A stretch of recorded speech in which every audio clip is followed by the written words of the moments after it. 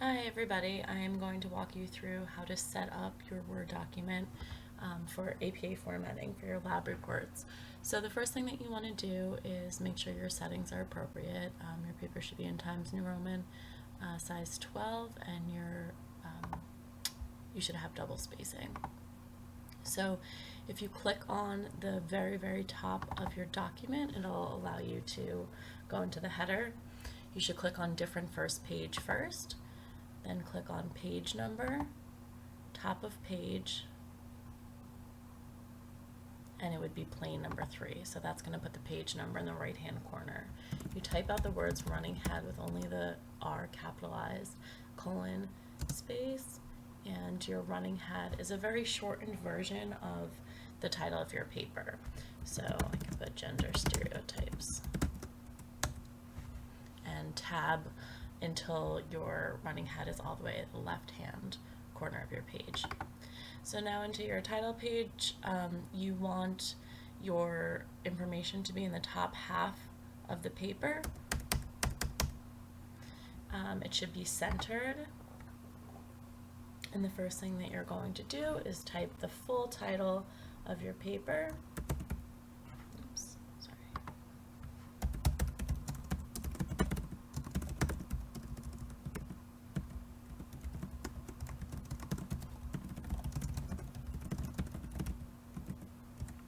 You want your full name, and you want your institution. And that would be the only information that you include on the title page. You don't put the class, you don't put my name, the date, anything like that. So now you can go ahead to page 2, so insert page break. And now you don't have a header here because we did different first page, so you're going to double click in the top again and then do the same set of steps except for clicking on different first page. So we go up to page number again, top of page, plain number 3. And now we're going to type your running head without the words running head. So we have gender stereotypes and tab over, so that'll be on the left. So page 2 of your paper is the abstract. You include the word abstract, centered, and then your abstract does not get indented. You just begin typing. And you can see the other video which explains the type of information that you want to include in your abstract. You go on to page 3, and now this is where your paper actually begins. So on page 3 you can see that our running head continued on every other page of our document. You want your full title to be centered on the beginning of page 3, so I'll just copy this.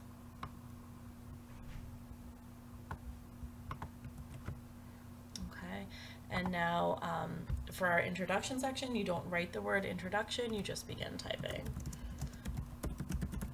Okay. And I can talk about citations and answer some of the questions that were submitted for how to cite your documents, or your sources, I'm sorry. So there's a couple different ways that you can cite. You can cite at the end of the sentence or the beginning of the sentence. If you are including a direct quote, so you copy something directly out of the article, you need to have quotation marks around that, and you need to have the citation at the end. This is really important. The most important point that I will make in this video, that you want to make sure that your anything that you copy directly is cited properly to avoid plagiarism. So include those quotation marks, include the citation. So we copy something, we close the quotation marks, and then we have the last name, comma, we have the year, and then you have the page number when it's a direct quote. Okay. You can also, if you wanted to put the person's name in the beginning,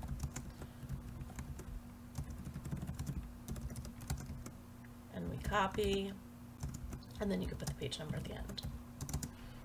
Okay. Somebody asked if you put the name at the beginning, you don't need to put it at the end. So just make sure that you have that name and date somewhere in order for it to be cited properly. You could format it however feels right in your writing style and your preferences. if you are summarizing something in your own words, you need to make sure that that summary is actually your words. So when you don't have quotation marks, you're telling the reader that if you have a citation, the ideas belong to another author. So you're summarizing the work that somebody else submitted. However, the entire sentence, everything that's written in your paper belongs to you. You completely wrote this by yourself. And this is really key. Sometimes if people have an article open on their screen and they have their Word document open at the same time, it can be really easy to borrow a little bit too heavily from those articles. So you want to make sure that you're truly talking in your own words. You're giving your own understanding of the article and not borrowing any of that text from the original authors. So what I recommend doing is reading the article. When you're finished, do something to distract yourself. So, go on Facebook, do something away from the article for a couple of minutes, and then go back and type what's important to you, what you remember. And that'll make sure that you're really, truly summarizing in your own words, and you're not borrowing anything that came straight out of the article and you copy it by accident. If you make note cards first, I always used to make notes of articles when I would read them and then later go back and write my paper. You want to make sure that when you're writing notes that those are truly in your own words and that you're not writing something in your handwriting that is borrowed, and then you forget when you go back and type up your final paper that it came from the author. So if we are summarizing something, we can say Zambrano studied whatever, or we can paraphrase and then put the citation at the end. So when you're writing in your own words, you do not need to include the page number. You don't need to include quotation marks. Again, that sentence belongs to you, but the ideas come from the other author. Okay, so far I've been showing you just one author.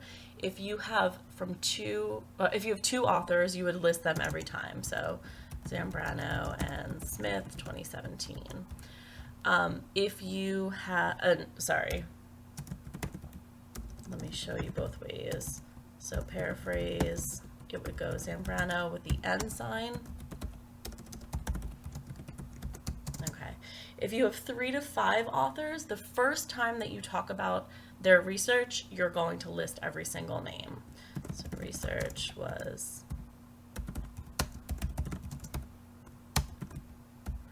okay.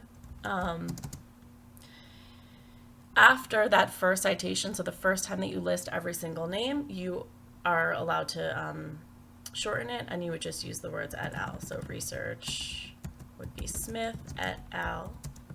Period, comma, and then the year. Okay, so the rules apply whether you're doing quotations or paraphrase, whatever. The first time you list them all, and then after that you use this et al. If you have 6 or more authors, every single time that you cite it, you could do the et al. So you never have to write 6 or more authors in a citation. A couple people asked about indirect sources. So if you're reading an article and they reference somebody else, you would include both authors in your citation. So this is for an indirect source, would look like this: Zambrano 2017 as cited in Smith 2014. Mathematically, that doesn't make sense. The first one would be the first. This is the original author, and then it was cited in, this is the article that you actually read. In your reference list, the only thing that you would need to include is the article that you actually use. So you don't have to go back to that original source of whoever they're citing. You can just include the source that you used yourself. All right, so we have our introduction. The next part of our paper is going to be the method section. So your method section is going to be divided into the different sections that we have discussed, and you can left align the subheadings. So level 1 headings are the major headings: methods, results, discussion, and then any headings that you have within each of those sections are left align and bold. So first you have your participants, and you're going to describe your Describe your participants. Next, you have your materials. So describe anything that you used. Here you're going to cite your survey if you used a survey that you found from a different author. If you created your own survey, you're going to describe the survey, tell us about the types of questions that you used, any materials that were provided to your participants. Somebody asked how you would cite a survey that you found through Google. You should be using surveys that it came from a scholarly source. So even if you found it as a PDF through Google, you should be able to trace back where that originally came from, and I can help you individually to try to find that survey. But you would cite the authors if you used a survey that was created by someone else. And finally, you have your procedure. So you're going to describe step by step what you did in your research study. Next, we have the results. So the results, again, refer to the other video. You're going to describe them here, the statistics that you used, and same thing that you're going to indent and unbold and include information for your discussion.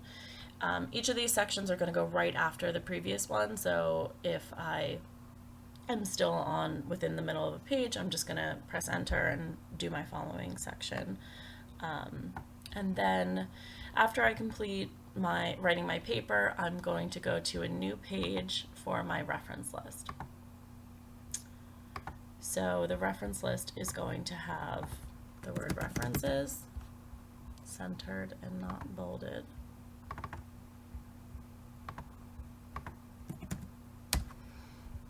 Okay, and now I'm going to change my settings here. For under indentation, you should change this to hanging. So that'll make every line, aside from the first line of a citation, indented. Okay, your reference list should be alphabetical order. So whatever the first author's last name is, you should alphabetize based upon that.